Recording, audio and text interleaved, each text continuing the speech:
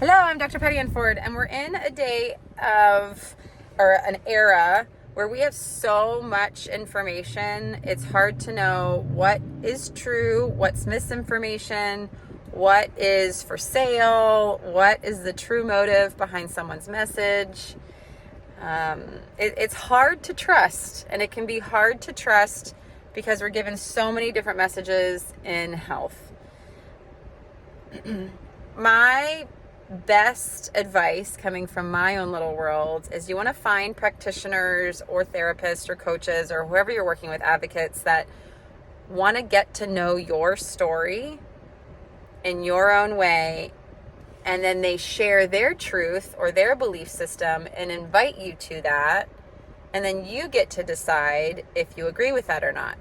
So this is where it's becoming so interesting, where people are starting to have different belief systems and then argue that science adapts to belief, where belief is based upon faith and things that are intangible, but science is very tangible, evidence-based.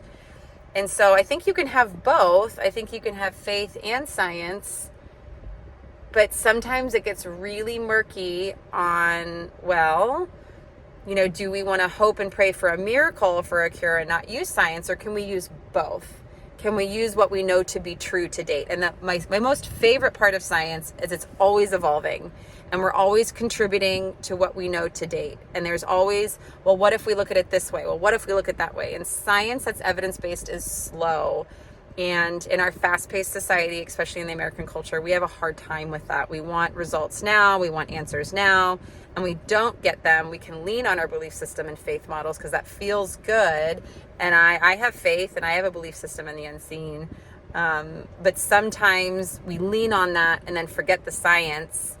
And I think there can be a mixture of the both and used very wisely. So that's mine, and that's where I use in my practice. And I don't claim to know everything, but I like to share. That's where I'm working from. And then the person or the client that I'm working with, they get to decide if they want to know mine, or is my role to help them or my clients figure out their belief system or what they find to be true. But at some point when you're in conversation, you have to understand, are we speaking two different languages? And can we speak different languages and still get you to where you want to go? And sometimes just practitioners and clients don't fit. So you want to find a client, you want to find a practitioner as a client that fits with your belief system if that is a huge pillar for you.